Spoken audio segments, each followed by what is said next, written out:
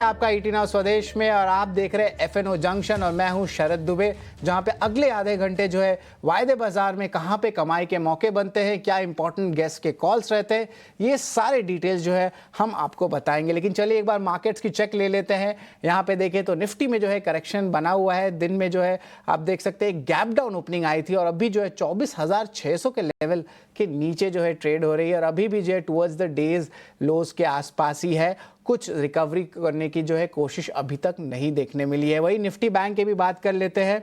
यहाँ पे Nifty bank में भी जो है मोमेंटम जो है टुवर्ड्स द लोअर साइड ही है। देखा जाए तो जो इंपॉर्टेंट लेवल्स है वो 54,650 के पास है, पर थोड़ी सी गिरावट जो है देखने मिली है दिन के ट्रेड में। निफ्टी गेनर्स की बात करें तो largely Tata Steel, Jio Financial Services, Bharti Airtel, Bharat Electronics जैसे स्टॉक्स में जो है तेजी देखने मिल रही है, पर उतनी भी ज़्यादा तेजी नहीं है।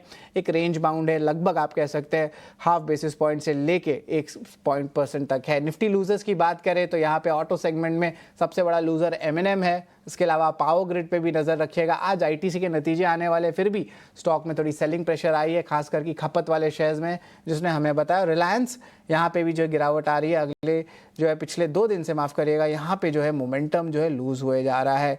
लेकिन ऑफकोर्स मार्केट की बात करें तो यहाँ पे जो overall advance decline ratio director साहब एक बार स्क्रीन पे लाए कि ब्रॉडर इंडिसेस में क्या चल रहा है। निफ्टी मिड कैप 100 इंडेक्स में क्या है, निफ्टी स्मॉल कैप 100 इंडेक्स में क्या है। तो यहाँ पे देखेंगे ब्रॉडर इंडिसेस में डिक्लाइंस ज़्यादा हो रहे हैं।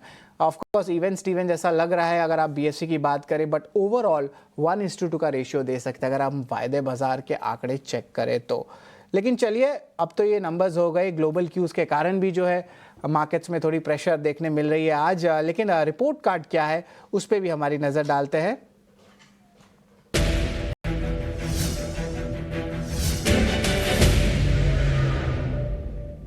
बिल्कुल, कल के रिपोर्ट कार्ड में प्रशांत सावंत जी के जो है कॉल्स पे फोकस रहेगी। HL और AU स्मॉल फाइनेंस बैंक, यहाँ पे एक अच्छी रिटर्न दी गई है, लगभग 2 से लेकर 1.5% तक का जो है यहाँ पे उछाल देखने मिला है। इसके अलावा बजाज फाइनेंस और बाइकॉन में भी जो है खरीदारी की राय आई थी हैवेल्स के साथ, पर अभी जो है सपाट रहे हैं। तो ये जो थी ओवरऑल रिपोर्ट कार्ड थी। लेकिन चलिए बाजार के एक बार विक्स लेवल्स भी चेक कर लेते हैं कि कहाँ पे विक्स लेवल्स है। यहाँ पे थोड़ी सी बढ़त जो देखने मिल रही है, बट उतना भी अलार्मिंग नहीं है। आज जो है ऑफकोर्स याद रखिएगा कि वीकली एक्सपायरी भी है, तो वॉलेटिलिटी जो है बाजार में बने रहेगी। लेकिन चलिए अब जो है हमारे गेस्ट से मिलते हैं। HDFC सिक्योरिटीज़ के विनय रजानी जो है हमारे साथ जुड़ रहे हैं। नमस्कार, गुड आफ्टरनून विनय सर। गुड आफ्टरनून, नमस्कार। विनय सर, यहाँ पे वॉलेटिलिटी जो है ऑफकोर्स देखी जा रही है, कोई रिकवरी होने की जो है कोई जो है मोमेंटम नहीं देखने मिल रहा है निफ्टी का। खास करके आप देखें जैसे मार्केट ओपन हुआ से निफ्टी की रिकवरी को नहीं देखने मिली है। तो आपको लगता है कि ये सस्टेन और करेगा? तो ऑलरेडी हम 250 पॉइंट तो नीचे ट्रेड कर ही रहे हैं। खुलने के बाद हमने देखा है कि निफ्टी ने अच्छी खासी गिरावट दिखाई है। कोई ऐसे कोई ग्लोबल क्यूज नहीं है आज। हालांकि एक्सपायरी है निफ्टी की, और हमने लास्ट एक्सपायरी पे बहुत बड़ी वॉलेटिलिटी देखी थी, करीबन 350 पॉइंट से भी ज्यादा की हमने गेन्स देखे थे निफ्टी में। उस दिन की बात करें लास्ट एक्सपायरी में, ऐसे कोई पॉजिटिव हमारे पास क्यूज नहीं थे। ग्लोबल मार्केट की तरफ से भी ऐसे कोई पॉजिटिव क्यूज नहीं थे, बट जस्ट बिकॉज एक एक्सपायरी थी और एक अनएक्सप्लेन्ड बाइंग थी, तो अनएक्सप्लेन्ड बाइंग जो है वो पूरी फिजल आउट होके, जहां पे जिस लास्ट एक्सपायरी का जो लो था 24,495 के करीबन, तो वो 24,450 24,500 के लेवल्स वापस से आते हुए दिख रहे हैं। तो अनएक्सप्लेन्ड बाइंग एक वापस से एक फिजल आउट होके वापस से उसी लेवल पे आ गए हैं। तो हालांकि इससे पोजिशनल ट्रेंड चेंज नहीं होता है। हालांकि मार्केट में थोड़ी वीकनेस है, लार्ज कैप स्टॉक ज्यादा वीक हो रहे हैं, तो ऐसा हो सकता है कि निफ्टी थोड़ा प्रेशर में रहे। 24,450 सॉरी 24,450 24,500 के लेवल्स वापस से एक बार दिखा है, ऐसा हो सकता है। मोमेंटम बिल्कुल नहीं है। सेक्टर स्पेसिफिक आप देखेंगे तो मेटल सेक्टर आउट परफॉर्म कर रहा है, कैपिटल गुड्स आउट परफॉर्म कर रहा है, तो कुछ कुछ सेक्टर और स्टॉक्स चलते ही रहेंगे। अक्रॉस द बोर्ड सेलिंग नहीं दिख रही है। बट जब तक जहां तक निफ्टी की बात है, हमें लगता है कि आज से लेके कल के सेशन तक हम 24,500 के लेवल्स या 24,450 के लेवल्स देख सकते हैं। अच्छी खासी एक ओपन इंटरेस्ट है पुट में 24,400 पे, तो वहां तक एक स्टॉप लॉस भी लगा सकते हैं। तो हमें लगता है कि ये मोमेंटम लेस मार्केट है। आज की आईवीज भी देखें ऑप्शंस की, तो आईवीज भी काफी लो साइड पे है, जहां पे ऐसा दिखा रहा है कि कोई ऐसी बड़ी मूवमेंट आज की एक्सपायरी में नहीं आएगी। तो आप ग्रेजुअली थोड़ा प्रॉफिट बुकिंग फेज देख रहे हैं। इससे हम पोजिशनल व्यू चेंज नहीं करेंगे, हमारा पोजिशनल व्यू बुलिश है। लेकिन जहां तक ट्रेडिंग की बात है, 1-2 दिन की बात है, तो निफ्टी थोड़ा फॉल एक्सटेंड कर सकता है। 24,500 के लेवल्स आप आने वाले दिनों में एक बार टूटते हुए देख सकते हो। तो इससे 100-150 पॉइंट की डाउनसाइड बनती है, बट मुझे ऐसा नहीं लग रहा है कि आपको लॉन्ग साइड पे अपॉर्चुनिटी नहीं मिलेगी। कई सारे सेक्टर और स्टॉक्स और लॉन्ग साइड पे भी अपॉर्चुनिटी दे सकते हैं। तो स्टॉक स्पेसिफिक अप्रोच रखिए। जहां तक निफ्टी की बात है तो 100-150 पॉइंट की गिरावट यहां से पॉसिबल लग रही है। बिल्कुल डायरेक्टर साहब 24,400 के पुट जो है उनका जो एक बार स्क्रीन पे लेके आते हैं, देखते हैं यहाँ पे कैसा ओपन इंटरेस्ट की डेवलपमेंट आई है। डायरेक्टर साहब अगर आप ले आ सकते हैं निफ्टी के 24,400 के पुट्स, अगर आप यहाँ पे देखें तो यहाँ पे ऑफकोर्स देखें तो मूवमेंट जो है यहाँ पे देखने मिल रही है, एक्यूमुलेशन भी थोड़ा हो रहा है। लेकिन चलिए इसके अलावा जो है निफ्टी बैंक पे भी आपकी राय ले लेते हैं। Nifty bank of course IndusInd bank की वॉलीटिलिटी तो हमने देखा, लेकिन यहाँ पे उनकी कंट्रीब्यूशन जो है ज़्यादा नहीं है। पर निफ्टी बैंक में यहाँ पे क्या राय बनती है, यहाँ पे क्या एक फर्दर लॉन्ग्स आ सकता है, कुछ रिवर्सल्स देखने मिल सकते हैं, इस पे भी जो है राय दीजिए विनय जी। तो 12 मई को निफ्टी में गैप अप ओपनिंग हुआ था, और वो जो गैप था, वो गैप की जो रेंज है वो करीबन 54,600 से लेके 54,100 है। तो 54,100 से 600 की रेंज में एक स्ट्रॉन्ग सपोर्ट है। तो 200, 300, 400 पॉइंट की गिरावट फर्दर पॉसिबल है। जैसे मैंने बताया कि निफ्टी में भी एक थोड़ी गिरावट पॉसिबल है, 100-150 पॉइंट की फर्दर। 250 पॉइंट का तो ऑलरेडी फॉल देख चुके हैं, 100-150 पॉइंट की और निफ्टी में गिरावट हो सकती है। इसी तरह से हम बैंक निफ्टी का सपोर्ट देखें तो हमारे हिसाब से 54,100 से 54,600 एक गैप जोन है, और जो गैप होता है एक सपोर्ट के तौर पे काम कर सकता है। तो ये एक जोन से हमको देखना रहेगा कि अभी आने वाले टाइम में यहाँ पे सपोर्ट फाइंड करता है नहीं, लेकिन पोजिशनल सेटअप पॉजिटिव है। इसलिए मुझे लग रहा है कि there is a higher chance कि ये गैप पे सपोर्ट ले ले। तो मुझे लग रहा है 54,300 के आसपास एक लॉन्ग पोजीशन बनाई जा सकती है। तब तक आप फॉल एक्सपेक्ट कर सकते हैं। 300 से 400 पॉइंट की गिरावट बैंक निफ्टी में पॉसिबल है। कोटक बैंक, आईसीआईसीआई बैंक, ये लार्ज कैप बैंकिंग स्टॉक्स थोड़े शॉर्ट टर्म चार्ट्स पे वीक होना शुरू हुए हैं, तो ऐसा हो सकता है कि एक्सटेंड हो। तो 300-400 पॉइंट की गिरावट पॉसिबल लग रही है बैंक निफ्टी में। इससे ज्यादा बड़ी गिरावट मैं अभी फिलहाल उसके ऊपर व्यू नहीं देना चाहूंगा। तो एक शॉर्ट टर्म करेक्शन है, तो 300 पॉइंट्स की गिरावट आप बैंक निफ्टी में एक्सपेक्ट कर सकते हैं। ये बिल्कुल एक शॉर्ट टर्म करेक्शन है, 300 पॉइंट का एक्सपेक्टेशन ज़रूर है, लेकिन पोजिशनली जो है लॉन्ग के भी पोजीशंस ले सकते हैं अगर इंपॉर्टेंट लेवल्स आए तो। लेकिन अब जो है लॉन्ग बिल्डअप वाले स्टॉक्स कौन से रहेंगे, उस पर हमारी नज़र रहेगी।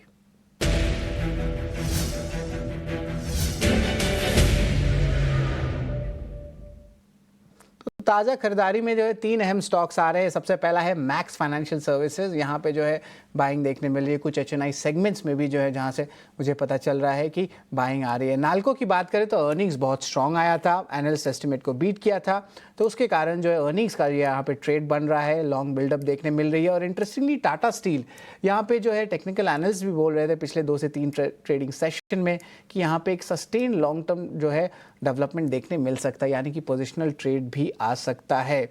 अब यहाँ पे जो है विनय जी, इन तीनों में से अगर आपको एक पिक करना पड़ता है जहाँ पे स्ट्रेंथ दिखने मिल रहा है और ये कंटिन्यू कर सकती है, तो आप कौन सा पिक करते हैं?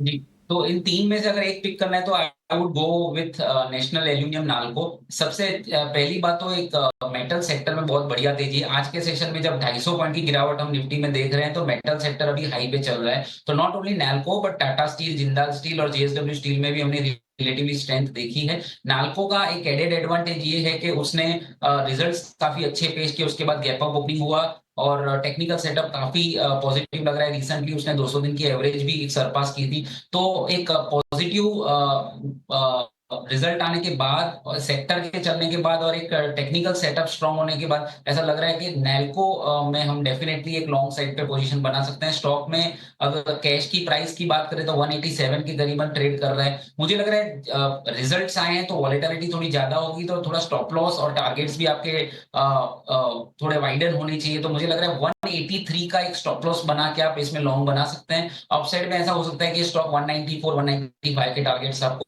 1 से 2 दिन में दिखाए। तो मुझे एक अगर स्टॉक चुनना होगा इन 3 स्टॉक्स में, तो मुझे लग रहा है NALCO, national aluminium is looking very strong.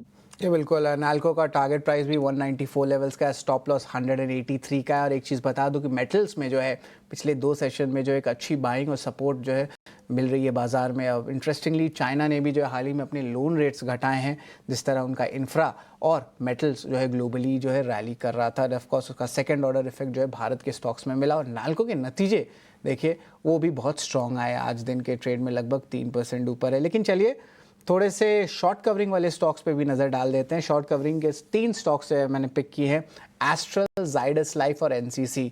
यहाँ पे एस्ट्रल में जो है थोड़ी अच्छी मूवमेंट देखने मिल रही है, अर्निंग्स का भी इम्पैक्ट आया है, largely mix set of earnings थे, लेकिन कमेंट्री जो है मैनेजमेंट की यहाँ पे स्ट्रेंथ देखने मिला। और आज देखिए लगभग 4% से ज़्यादा का उछाल एस्ट्रल में देखने मिला है। जाइडस लाइफ, एनसीसी भी लगभग 1 से लेकर 2% की जो उछाल देखने मिले। लेकिन शॉर्ट कवरिंग में जो है इन तीनों स्टॉक्स में लगता है कहाँ पे ज़्यादा मोमेंटम देखने मिल सकता है। तो मुझे लग रहा है कि एस्ट्रल एक स्टॉक है जिसमें हमने नतीजों के बाद एक स्ट्रेंथ देखी। आज के वॉल्यूम्स काफी अच्छे हैं और हम अगर देखें तो इसका जो ऑल टाइम हाई था वो 2450 था और अभी 1400 रुपए पे चल रहा है। इसका जो एक स्विंग लो जो 2022 का जो लो था वो 1185 के करीबन था और अभी जो रिसेंटली जो हमने लो बनते हुए देखा 1200 के आसपास। तो एक डबल बॉटम का लॉन्ग टर्म चार्ट्स पे फॉर्मेशन हुआ है और खराब नतीजे थे। उसके बाद भले ही कमेंट्री पॉजिटिव, उसी का एक रिएक्शन लग रहा है। जितने भी नेगेटिव थे इसके डिस्काउंट हो चुके हैं स्टॉक में। हमने जैसे बताया 2450 वाला 1400 रुपए पे चल रहा है, तो अच्छा खासा करेक्शन इन्हें लार्ज कैप कंपनी, एक ब्लू चिप कंपनी भी गिन सकते हैं। तो मुझे लग रहा है कि ये नेगेटिव जो जितना भी आना था वो आ चुका है और अभी स्टॉक ऊपर की ओर बढ़ रहा है। तो डेफिनेटली एस्ट्रल में हम यहाँ से फर्दर एक्सटेंशन एक्सपेक्ट कर सकते हैं। मुझे लग रहा है कि जो इमीडिएटली जो अपसाइड हो सकती है वो 1500 तक की हो सकती है। तो आप एक पोजिशनल व्यू लेके चलेंगे तो भी मुझे लग रहा है कि काफी अच्छा रिटर्न्स दे सकता है। और एक पोजिशनल स्टॉप लॉस मुझे लग रहा है कि 1400 के आसपास का एक पोजिशनल स्टॉप लॉस हो सकता है। तो 1400 के आसपास का स्टॉप लॉस और अपसाइड में आप 1500 के टारगेट एक्सपेक्ट कर सकते हैं। एस्ट्रल मेरी पहली चॉइस रहेगी और अगर दूसरा स्टॉक अगर मुझे चुनना होगा तो वो होगा नागार्जुना कंस्ट्रक्शन, जहां पे नतीजे काफी अच्छे आए और एक इंफ्रा और कंस्ट्रक्शन स्पेस में हमने इतना पार्टिसिपेशन नहीं देखा है। तो आने वाले दिनों में एनसीसी का भी परफॉर्मेंस काफी अच्छा हो सकता है। तो अगर इसमें आप लॉन्ग बनाना चाहते हैं तो मुझे लग रहा है 230 का स्टॉप लॉस लगा के आप इसमें लॉन्ग बना सकते हैं और इसको ट्रेलिंग बेसिस पे रख सकते हैं। तो पहली पहली priority astral on the basis of technical setup, उसके बाद एनसीसी मुझे थोड़ा बेटर लग रहा है। बिल्कुल, एस्ट्रल पे जो है ज़्यादा प्रेफरेंस रहेगा, जहाँ पे जो है आप कह सकते हैं टारगेट प्राइस लगभग 1500 का है, स्टॉप लॉस 1400 का। वही एनसीसी की बात करें तो यहाँ पे सेकंड प्रेफरेंस रहेगा, टारगेट प्राइस जो है लगभग 245 का, स्टॉप लॉस 230 का। लेकिन चलिए एक छोटा सा ब्रेक लेते हैं। ब्रेक के बाद कहाँ पे फ्रेश शॉट्स बन रहे हैं, कहाँ लॉन्ग अनवाइंडिंग हो रही है और विनय जी के क्या इंपॉर्टेंट टेक्निकल पिक्स रहेंगे वो सब।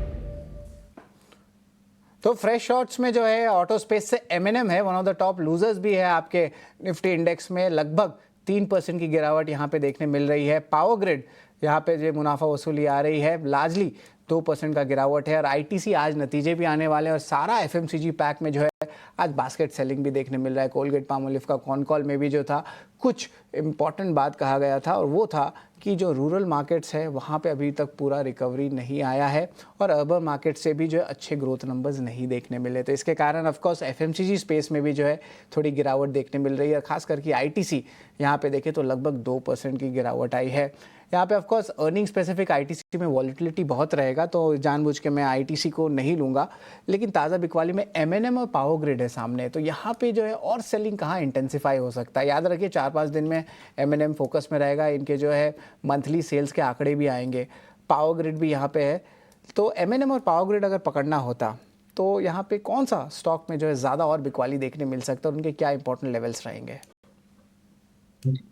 तो मुझे लग रहा है फर्स्ट प्रायोरिटी दोनों स्टॉक वीक लग रहे हैं और जैसे आपने बताया कि इन दोनों में एक